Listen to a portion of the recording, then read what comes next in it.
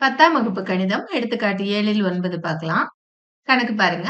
ஒரு கோள வடிவ வளிக்கூண்டினுள் காற்று உந்தப்படும்போது அதன் ஆரம் 12 சென்டிமீட்டரிலிருந்து 16 சென்டிமீட்டராக உயர்கிறது. இரு புறப்பரப்புகளின் விகிதம் காண்க. நாம இதுக்கு படம் வரைஞ்சுக்கலாம். பாருங்க. இது 12 சென்டிமீட்டர் ஆரமா இருக்கும்போது கோளம் R1 சமம் 12 சென்டிமீட்டர்னு நாம வச்சுக்குவோம்.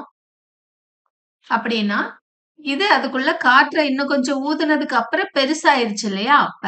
அப்படின்னா இதனுடைய ஆரம் R2 சமம் 16 சென்டிமீட்டர்.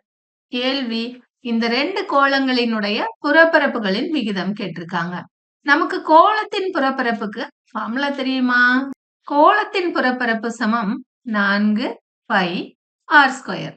நமக்கு இந்த 2 கோளங்களின் புறப்பரப்புகளின் விகிதம் கேட்டிருக்காங்க. புறப்பரப்புகளின் விகிதம் சமம் 4 பை, இதனுடைய ஆரத்தை நம்ம R1 எடுத்திருக்கோம். அதனால 4 பை R1 ஸ்கொயர் பை, இதனுடைய ஆரத்தை R2 எடுத்திருக்கோம். 4 by R2 square. 4 by cancel ஆயிரும். R1 square by R2 square.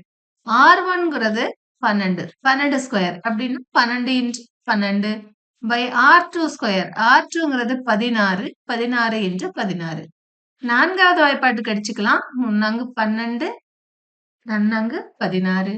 இதை அடிச்சீங்கன்னா 3 12, 4 16. பெருக்குனீங்கன்னா 3 9 4 16. அதாவது புறப்பரப்புகளின் விகிதம் 9:16.